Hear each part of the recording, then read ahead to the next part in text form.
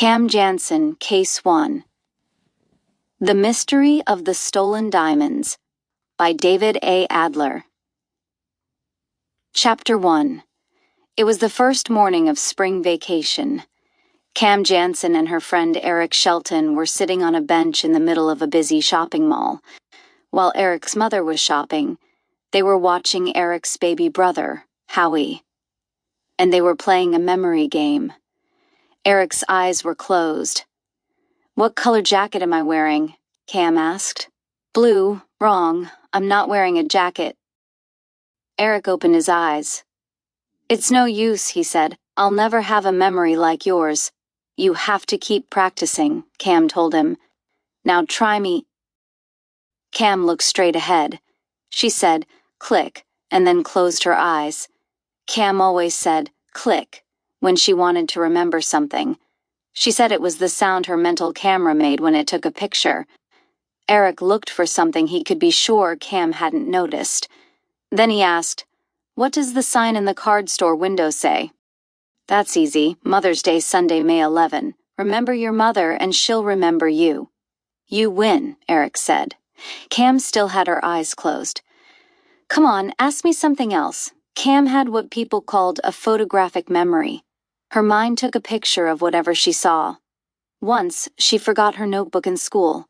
She did her homework, 10 math problems, all from the picture of the assignment she had stored in her brain. When Cam was younger, people called her Jennifer. That's her real name. But when they found out about her amazing memory, they started calling her the Camera. Soon the camera was shortened to Cam. "All right," Eric said. "What color socks am I wearing?" Cam thought a moment. "That's not really fair," she said. "I never saw your socks." But Cam didn't open her eyes. "You're wearing green pants, a green belt, and green sneakers," she said. "I'll bet your socks are green too." "You're too much, Cam." "No, you're too neat." "It's my turn now," Eric said. Eric looked carefully at all the stores and people in the shopping mall. He closed his eyes, but he quickly opened them again. Howie was crying. "What do we do now?" Cam asked. "Should I look for your mother?" Eric shook his head. "Let's wait. Maybe Howie will go back to sleep." "But what if he doesn't?" Cam asked. "Then I have to find out whether he wants to be held, fed, or changed. I have everything I need right here." Eric patted the insulated bag strapped to the front of the carriage.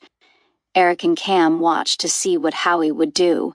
He squirmed, turned his head from side to side, and then went back to sleep. "Let's play another memory game," Cam said. "Let's not. I'm tired of losing." Eric rocked the carriage. "Rocking relaxes a baby," he told Cam. Cam was an only child, so she didn't know much about babies. Eric was the oldest of 4 children. Besides Howie, who wasn't even a year old, Eric had twin sisters who were 7. Eric rocked the carriage gently while he and Cam talked about the 5th grade science fair. It was being held right after spring vacation. Eric was making a sundial, and Cam was making a box camera. Suddenly, a loud bell rang. It woke Howie and he started to cry. Cam jumped up on the bench. "It's Parker's jewelry store," she yelled. "Their alarm just went off." Eric pulled at Cam's sneakers. "Get down from there." "No, wait. Maybe something is happening." Something was happening. A tall, heavy man with a mustache and wearing a dark suit ran out of the jewelry store toward the center of the mall. He was in a real hurry. He pushed people aside, including Eric. Cam looked straight at the man and said, "Click." Chapter 2. The man kept running and caused a great commotion. He was bumping into dozens of people. He left a path of angry shoppers from Parker's jewelry store halfway through the shopping mall. "Come back here, young man," one woman shouted, "and pick up all my packages." Another woman dropped a bag filled with groceries. Eggs broke. Tomatoes and cucumbers were rolling in all directions. "If he's trying to get away," Cam asked, "why didn't he run out one of the exits?" "What?" Eric wasn't really listening. Howie was still crying, and Eric was trying to calm him. Just then, a young couple came out of the jewelry store. "Look," Cam said. They were inside when the alarm went off. A small crowd had gathered. Cam was still standing on the bench. From there, she had a good view of the entrance to Parker's. The couple walked toward the nearest exit. The man was wearing a dark suit. He was tall, and so was the woman with him. She was holding what looked like a baby, wrapped in a pink blanket. There, baby," the woman was saying. "Don't cry. It's all over now. Don't cry." The man was holding a very large pink and blue baby rattle. He was urging the woman to walk faster. Cam looked straight at them as they walked past and said, "Click." Then Eric saw two old women coming out of the store. "Look," he said, pointing. They were in there too when the alarm went off. The women were upset. One was clutching her heart. The other was leaning forward and holding a cane with both hands. She walked as if the cane were the only thing keeping her up. The women sat down on the bench nearest Cam and Eric. "Oh my," the woman holding her heart said. "I never thought I'd live through that." The other woman just sighed. Cam watched the entrance to Parker's a while longer. No one else left the store. Then she saw someone inside shut the door and hang a sign in the window. The sign said, "Sorry, we're closed." "I wonder what happened," Cam said as she got down from the bench. Eric rocked Howie in his arms. "I don't know, but I wish they'd shut off that alarm. It's scaring Howie. I'll have to feed him if he doesn't stop crying." Eric held Howie against his shoulder. Howie stopped crying, but just for a minute. A loud police car siren sounded. It startled Howie, and he began to cry again. "Quick, Cam, get me his bottle. It's in the insulated bag." Cam opened the bag and looked inside. Boy, he sure needs a lot of stuff. She gave the bottle to Eric. "Are you sure you know how to feed him?" "It's easy. Watch." Eric cradled Howie in one arm. With his free hand, he fed him the bottle. Howie was quiet. "It works," Cam said. "I guess he can't cry and drink at the same time." The siren got louder and louder. "They must have called the police," Cam said. She watched as the police car turned into the mall parking lot and slowed down. It stopped in front of Parker's jewelry store. Both front doors of the car opened. Two policemen got out and went inside Parker's. A moment later, the alarm over the store stopped ringing. "They better hurry," Cam said, "or they won't catch the man who ran out." The police did hurry. In a very short time, they came out of Parker's. They went over to the people standing just outside the store. "Please, we need your cooperation," one of the policemen said. "Did any of you see a man run from here?" Everyone started yelling at once. "Yes, we saw him. He was tall, heavy. No, he was short. Short and thin. He had a mustache. He was wearing an ugly green tie." "Ugly? I like that tie. I have the same one at home." The policeman held up his hands for quiet. "Did any of you see which way he went?" "I did," one woman called out. "He almost knocked me down." She put her hands on her hips and waited to make sure everyone was listening. "He went that way." She pointed toward the center of the mall. One policeman ran to the center of the mall. The other reached into the car. He pulled out a police phone and spoke into it. "Robbery reported at Parker's jewelry store, Hamilton Shopping Mall. Suspect, wearing dark suit and green tie, was last seen running towards Stage Street exit. Please send car to stage in Fulton to help apprehend. 10-4 Central." He reached into the car and replaced the phone. Then he ran toward the center of the mall. Chapter 3. Cam sat down on the bench. She ran her fingers through her hair. Cam had what people called bright red hair, even though it was more orange than red. Eric's hair was dark brown. "Do you think they'll catch him?" Eric asked. "It shouldn't be too hard," Cam said. "Almost everyone between here and the other end of the mall saw which way he went." Eric was still feeding Howie. "Are you almost finished?" Cam asked. "Almost. Good. Then we can go ask those two old women what happened inside the jewelry store." Eric took the bottle out of Howie's mouth and set it down on the bench. He held Howie against his shoulder and patted his back. Howie burped. "Okay," Eric announced. "We're ready." Eric carried Howie, and Cam pushed the carriage. They went over to the next bench. "My, what a cute baby," the woman with the cane said. "Is it a boy or a girl?" "Boy." The woman looked straight at Howie and asked, "Where's your mother, little boy?" "He doesn't talk yet," Eric told her. "Oh, I'm his brother. My mother took the twins shopping for clothes. I'm watching him until they're done." "Clothes? Well, they're lucky they're not shopping for jewelry." "Why?" Cam asked. "What happened inside the jewelry store?" The woman put her hand to her cheek. She shook her head slowly. "Oh, it was horrible.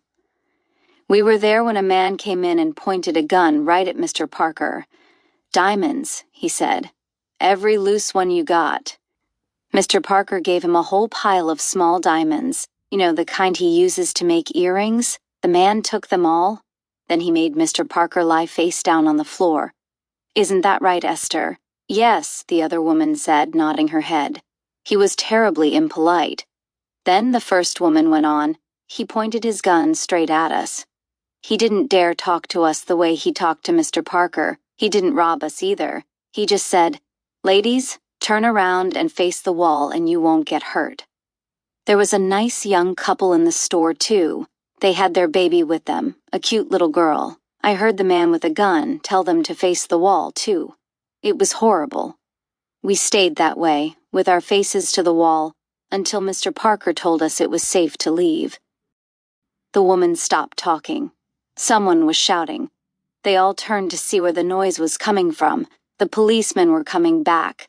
There were 4 of them now. Handcuffed to one policeman was a tall man in a dark suit. "I didn't do it," the man yelled. "You've got the wrong man." "We'll let Mr. Parker decide that," the policeman said. Cam was all excited. "That's him. They got him. That's the man who ran out of Parker's. I remember that mustache, that dark suit, and that ugly green tie." "Well, he may be the man who ran out of the store," the woman with the cane declared. "But he's not the man who robbed Mr. Parker. Is he, Esther?" "No. That's not him. I'm sure of it." Chapter 4. Cam and Eric went back to their bench and sat down. Eric put Howie in the carriage and rocked him to sleep. "Do you think those women are right?" Eric asked. "Do you think the police caught the wrong man?" "The whole thing doesn't make sense," Cam said. "Whoever robbed the store pointed his gun straight at those women. They should know what he looks like. But if they're right, and the man isn't the thief, why did he run like that?" "Maybe you were wrong. Maybe he's not the man we saw running." "Oh, he's the man all right," Cam said. "The man who ran past us had a mustache that curled up at the ends, and an ugly green tie with red and yellow flowers. I'm sure that's the man the police caught." The small crowd was gone. The only evidence that something had happened was the police car and the "Sorry, we're closed" sign in the window of the jewelry store. The 4 policemen and the man they caught were all inside Parker's. Cam got up on the bench. She closed her eyes. "What are you doing up there?" Eric asked, thinking, "This is where I was when everything happened. Standing here should help me remember what I saw." "You know," Eric said, "there was another man who left the store, the man with the baby." Cam sat down. "Yes, I know. I have a picture of him in my brain. He was tall and wore a dark suit just like the man the police caught, and he was holding a large baby rattle." Cam thought for a minute. Then she went to the front of Howie's carriage and opened the insulated bag. Cam spoke slowly, as if she were talking and thinking at the same time. "There was something strange about that couple. Your mother packs this whole bag when she takes Howie somewhere. That couple had a baby too, but all they brought along was a rattle." Cam stopped talking. Something was happening inside the store. Mr. Parker came to the window and turned the closed sign around. The other side of the sign said, "We're open. Come in and browse." The door opened. The policeman came out with the man they had caught. He was no longer handcuffed. They spoke to him for just a moment. Then the man walked away. He walked past Cam and Eric and out the nearest exit. He smiled as he walked by. "They let him go," Cam said. "Yeah, but did you see which way he went?" Cam looked at Eric. They were both thinking the same thing. Before, when he was in such a rush, he went that way. Eric pointed to the center of the mall. "If he was in such a hurry to get there before, you'd think he'd go back that way now." "Yeah," Cam said, "but he's going in the other direction. And it's the same way that couple went. Something strange is going on. Come on, let's follow him. But what about Howie? Bring him along." Chapter 5. Cam and Eric quickly went out the Lee Avenue exit, the same one the man had gone through a few minutes earlier. It led to a street crowded with shoppers leaving the mall. "Do you see him?" Eric asked. "I think so. I think that's him up ahead. He's starting to walk down Lee Avenue." Cam and Eric tried to get through the crowd quickly. With a baby carriage, it wasn't easy. They brushed past a woman carrying a few large packages. She lost her balance, and one of the packages fell. "What do you think that is?" she yelled, pointing to the carriage. "A hot rod." Eric picked up the package. "I'm sorry," he told the woman. "You should be running through here like that. I hope you don't have a baby in there." Eric was about to tell her there was a baby in the carriage. Cam didn't let him. "Come on," she urged, "or we'll lose the man." They rushed ahead. They turned the corner onto Lee Avenue and saw the man halfway down the block. "Let's not get too close," Eric warned Cam, "or he'll know we're following him." They were careful to keep a good distance behind the man. It didn't help. When the man reached the corner, he turned and looked straight at them. "He saw us," Eric whispered. "What should we do? Keep walking. If we stop whenever he does, he'll know we're following him." The man stood still and waited. After Cam and Eric pushed the baby carriage past him, he turned and walked down Minnow Road. Cam and Eric kept walking until the man was out of sight. Then they turned and walked back to the corner of Minnow Road. The street was filled with construction equipment and huge mounds of dirt. A row of old houses was being torn down. Cam and Eric saw the man walk into the last house at the far end of the street. "It's almost 12, Eric said. "My mother will be waiting. Let's go back and call the police." "And what would we tell them? If those women and Mr. Parker are right, we're following an innocent man. As soon as we know something, we'll call—" Cam crouched and made her way down the street. "Come on," she called in a loud whisper.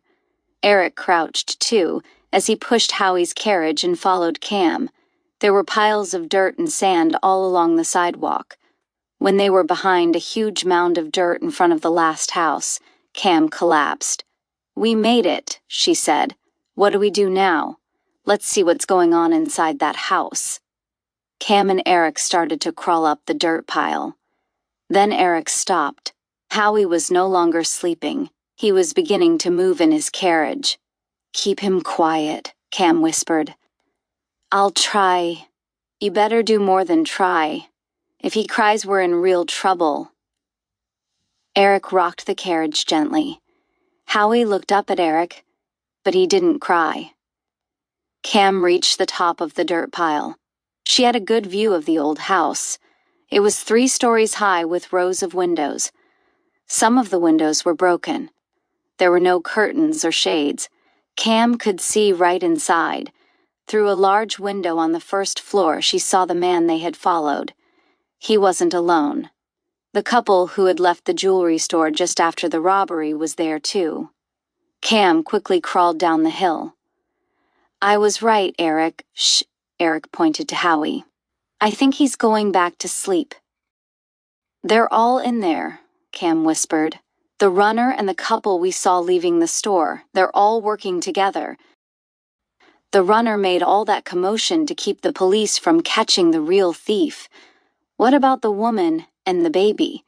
Maybe they figured no one would suspect a man who went shopping with his wife and baby. If they did, they were right. You saw what happened when they left the store. They just walked away, and almost no one noticed. "Let's go back now," Eric urged, "and get the police." "You go," Cam told him, "and hurry. I'll stay here and watch the house. Watch Howie, too. I can move faster without him." Eric ran off before Cam could tell him she didn't know how to watch a baby. Cam sat back against the pile of dirt and waited. It was very quiet. Cam looked around. Then she saw why it was so quiet. There were barriers at both ends of the street. Because houses were being torn down, cars were not allowed on Minnow Road. Cam realized that she and Howie were alone. The only other people nearby were the thieves. "I hope Eric hurries," Cam thought.